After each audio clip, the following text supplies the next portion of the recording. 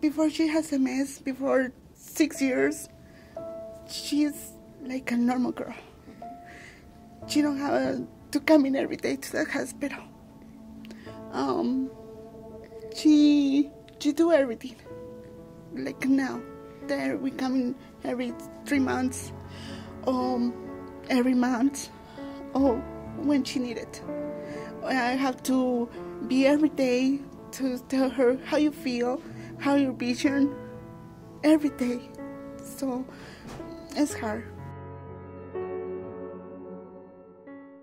The most difficult period was probably not being able to walk. I was 12 years old and I had completely lost all motion from my right knee to my right toe. I was diagnosed with 27 lesions on my brain, so I was a pretty severe case. It was numbness from my right side, from the tip of my head to the bottom of my toes. Painful sensations like burning or bug crawls, chronic pains that ended up progressing and filling my right side. It was really hard for me to walk. I was 10 years old and it felt very strange because I woke up one morning and my entire body was numb. I would love for people to know that multiple sclerosis is a disease that can affect children. And we can positively influence the rest of their life with proper treatment. Here at the Rocky Mountain MS Center, we have a designated clinic for pediatric multiple sclerosis. And if I could, I would reach out to all pediatricians out there and let them know that if there's ever a question of whether or not a child has pediatric MS, please refer them to our clinic.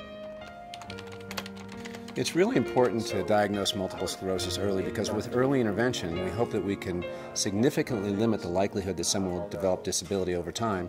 Parents and pediatricians should watch for a variety of signs that will come on over hours to days and then persist, such as numbness, tingling, visual problems, visual blurring, loss of vision, weakness, coordination problems, or balance problems.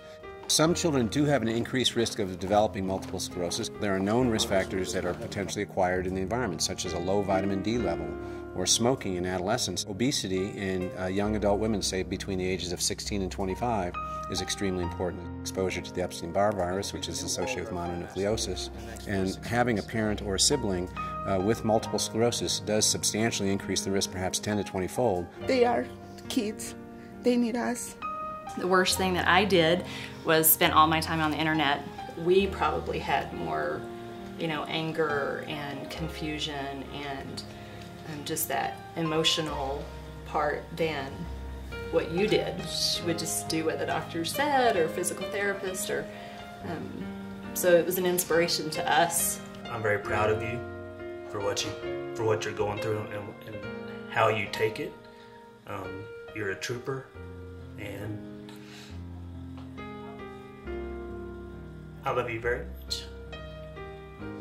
Ensuring that the children are compliant with their medication is essential, and this can be very difficult given that many of the medications we use are injections, which are painful.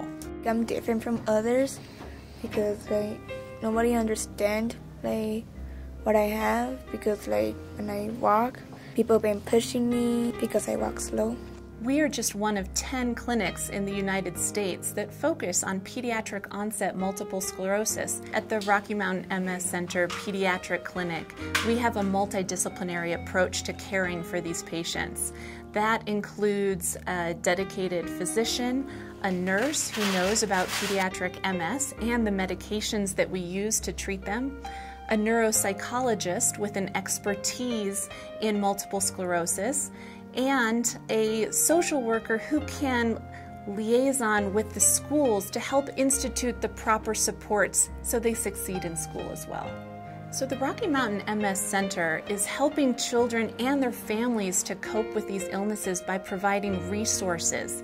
For example, educational sessions, opportunities to meet with other patients with multiple sclerosis, opportunities for family members to meet with other families of a pediatric MS patient. This is essential as it normalizes the disease for someone who may be the only child she knows with a disorder like multiple sclerosis. Very quickly, we just learned to have new normals. You can't be afraid of the disease. If you are, it will conquer you. I try to stay active, I try to watch my diet, and I try to exercise as much as I can. Some of the things that I've done to help myself are be sure to take my supplements like vitamin D3 and vitamin C to help my immune system keep it up, and also exercise. I realized that I can still be that same person, but it's just harder for me to get there, and it takes longer, and I have to work harder to achieve the same things that I used to be able to do. That's 10. Seek the resources and the help that's available. It's been a huge benefit for us to have Mallory at the Rocky Mountain MS Clinic, and her doctor, Dr. Schreiner, has been just phenomenal. She talks me through everything. She explains all the different treatments and all the different things I can go through so well. It's just like all the big doctory words, she just tones it down and just makes it so much easier to understand. To all the fathers who have young kids who are going through this or just diagnosed, my word to them was keep things as normal as possible, be as supportive as possible, use the resources that are here. We are participating in an NIH-funded national study into the environmental and genetic triggers of pediatric MS. We believe that if we can understand what causes multiple sclerosis in a young person, we might better understand what causes multiple sclerosis for any person. In the future, we hope to participate in other research, for example, into the appropriate treatment of pediatric MS. Is there anything we can do to help our patients to be more adherent to the medications we prescribe? We also hope to study the quality of life in pediatric MS patients, recognizing that when a child is diagnosed with a chronic disease, this can have significant implications for the child as well as for the family. I do believe it was in part because I was diagnosed so young and was able to start on medication so young as well, that today, 20 years later, I'm able to stand here and be healthy and do the things that I love to do. The future's never been brighter for those who have MS, with all the treatments that are available and all of the therapies that are possible. We are very excited. We have a novel vaccine approach that we're working on here at the University of Colorado with the Rocky Mountain MS Center. We've designed a strategy to develop a vaccine without knowing what causes MS. This strategy is completely novel, and if it works, it'll revolutionize the field of MS, as it is essentially a cure, but also the technique can be used for a lot of different inflammatory diseases as well. We all do this because we've seen MS, we've seen what it does to people, and it's unacceptable in our lives.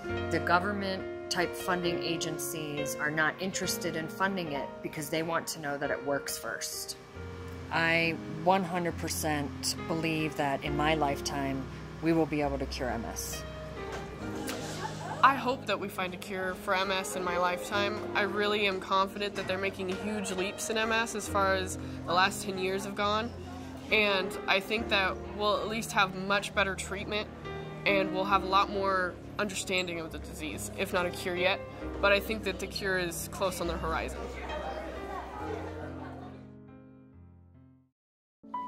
She's strong. When the first time that she losing her vision,